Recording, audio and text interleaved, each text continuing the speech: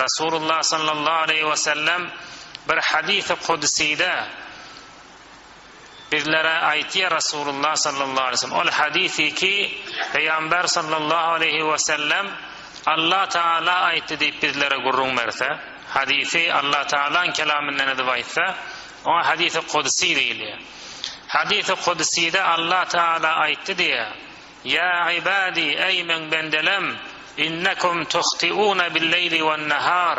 Sizler gecede ve gündüzde hata etýändirňiz, iştiba işleri etýändirsiňiz. Ve ana agfiru'z-zunuba jemi'a. Ve men günahların hemmesini mağfiret edip geçýändirin. Fastagfiruni agfir lakum. Menden onna günah geçmegi, mağfiret etmekligi dilen, men sizlere mağfiret edeyin deyip Rasulullah sallallahu aleyhi ve sellem hadis-i kudside şeýdip bizlere ve hadisini nakletýär. Müslüman dowallar Allah'dan mağfiret dilemeklik, istiğfar etmeklik olukon bir faydalary, bizlere bir peýdalary, menfaatleri bar. Az cümle aýdar bolsak, mağfiret dilemen olukon peýdasy bizlere mağfiret dilemeklik günahların bağışlanmagyna sebep bolýar we günahların keffara bolmaklygyna sebep bolýar. Yani okuyan hadisimizde "Festagfiruni agfir lakum." Siz menden mağfiret dilen, men günahlarınızı mağfiret edeyin ve geçeyin, bağışlayın deyip Allah Tebarek ve Teala aytti. Kur'an-ı Kerim'de de Allah Teala aytti: وَمَنْ يَعْمَلْ سُوءًا اَوْ يَظْلِمْ نَفْسَهُ ثُمَّ يَسْتَغْفِرِ اللّٰهَ يَجِدِ اللّٰهَ غَفُورًا رَحِيمًا. Her kim bir teleke işi etse ya da öz nefsine zulmedip bir günah işleri murtekip bolsa, hatta şirk yani olukon günahlarda adam edegasa, ثُمَّ يَسْتَغْفِرِ اللّٰهِ ondan sonra Allah'dan mağfiret dilese, öz eden iştibatını düşünüp ey Allah men günahımı geçever deyse, يَجِدِ اللّٰهَ غَفُورًا رَحِيمًا. Ol Allah'ını Gafurur Rahim tafar. Allah Teala ona mağfiret eder, Allah ona rahmet eder ve günahlarını geçer diye. Ya yeni bir hadis-i kudside Allah Subhanahu ve Teala aytti diye: "Ya ibn Adam, ey Adam oğlu, inneke ma da'awtani ve racawtani gafartu leke ma kana minke ve la ubali." Ey Adam oğlu, sen her ne kadar meni çağırsan ve menden umidvar bolsan, men sen günahlarını geçerin. Her ne kadar günah eden ne bolsan, her nezire kan ne bolsa ehemmiyet bermeni, hemme günahlarını men bağışların diye. Ey Adam oğlu, sen günahlarını asmanın üstüne deyetse, yani şu kadar kan bolsa üstüne koyunla, asmandan daha geçip gidecekte olsa, şu kadar kan günahını bolsa, ama sonra özüne gelip birden iştibahına düşünüp menden mağfiret dilesen, men hemme günahlarını geçip koyuverirdim diye. Ve sonra insan naumid bolmaklyga yeri yok. Her ne kadar günahkar ne olsa, bir tawara adamlar diye men günahın beter olukon, Allah bu günahını geçecek mi deyip günahını edama verip günahın içine gaytan beter çümüp bitye. Bir nihayet bir iştibahlar Allah Teala'nın rahminden bir haberlik, Allah Teala'nın mağfiretinin kanliginden bir haberlik bolýar. Allah Teala günahın geçecek deyip sana vaade verip koyuptur. Yani şerti ki sen istiğfar etmeli, istiğfarın doğru istiğfar olmalı ki Allah Tebarek ve Teala kabul eder yani. Yine bir faydası mağfiret dilemenin ukubet ve azabı ayrıya. Allah Tebarek ve Teala istiğfar etyen kavmin üstüne azabı vermer diye hatta dünyada. Kur'an-ı Kerim'de ayetiyor Allah Teala: وَمَا كَانَ اللّٰهُ مُعَذِّبَهُمْ وَهُمْ يَسْتَغْفِرُونَ. Allah Tebarek ve Teala bir kavme azap vermer, olar Allah'dan mağfiret dilep yok hala.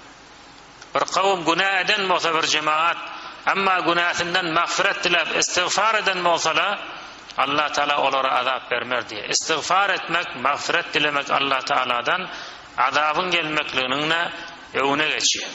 Yine bir peydası kan istiğfar etmek Müslüman dowallar adamın gaygısının, gussasının, narahatlığının ayrılmaklığına, açılmaklığına sebep bolýar istiğfar.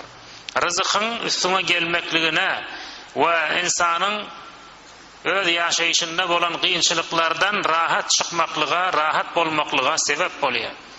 Peygamber sallallahu aleyhi ve sellem bir hadis aytýar: Her kim Allah Teala'ga hemişe istiğfar edip görse, günahlarını dilep, mağfiret dilep görse, Allah Teala o adam için her bir kıyınçılıktan bir çıkmaklığa yolu açar, her bir kaygısından bana bir feracini karar verer ve gümanına gelmeyen yerlerden bir adama rızık verer deyip Peygamber sallallahu aleyhi ve sellem mübarek hadisinde şey deyip aytıyor. Başka da Müslüman da olurken menfaatler mağfiret dilemekte az cümle adamların üstüne hayru bereket yağmaklığına sebep olur diye. Yağın hayırlı, bereketli yağınlan gelmekliğine, adamın malının, canının, evladının köfelmekliğine, bereket zendegisine yağmaklığa sebep olayandır. Kur'an-ı Kerim'in içinde de burada var ayetlerde şuna işaret etki ve Allah Teala serihen ayetler onu. Onda biz lazım ki Müslüman oğullar hemişe Allah'dan mağfiret dileyelim. Hemişe beherhal bir insanlar bir mahlukatı ki bizlere nesyan galip olup yattan çıkarıp Allah'ın sifarişlerini, buyruklarını yattan çıkarıp iştibah edip günahın içine girenmedi bilmeyen kalan vaktlarımızken günah edip öğren mahluk lazım ki biz hemişe Allah Tebarek ve Teala'dan mağfiret dileyelim, istiğfar edelim.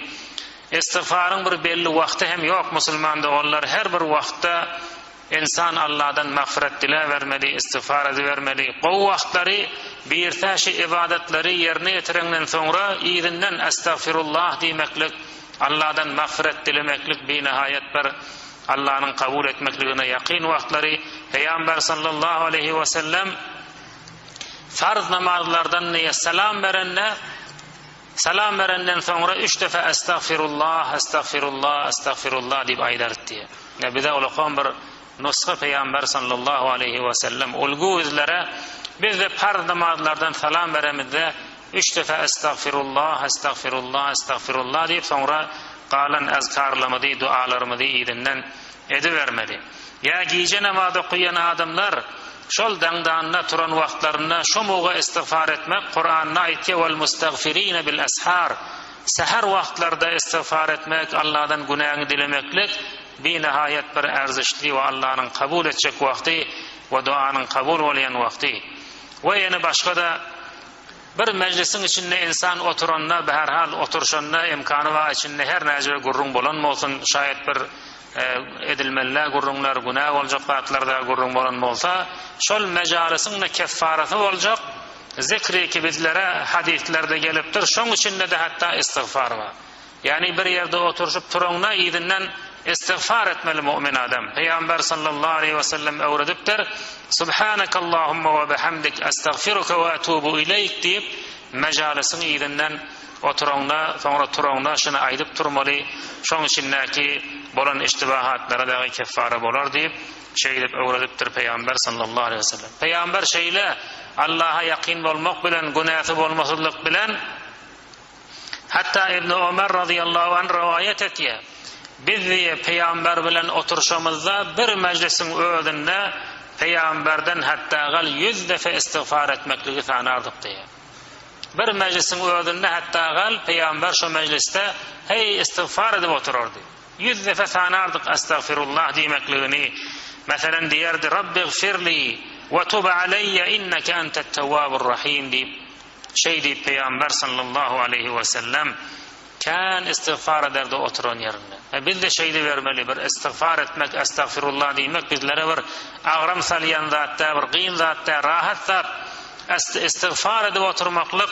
Hatta bir hadiste Peygamber sallallahu aleyhi ve sellem ayetiye ola ademi ki kıyamet gününe nameye amalını açanna onun içinden kan istiğfar çıkıverse görse tamam estağfirullah, estağfirullah dünyadaki aydın zatları yazılıptır içinde ola adama tuğba vardır, ola adama hoşluk vardır deyip Peygamber sallallahu aleyhi ve sellem mağfiret dileyen adamlara şunu zikretti. İnni yöne estağfirullah demek yöne necre istiğfar Allah kabul etti. Haythi bir istiğfarı.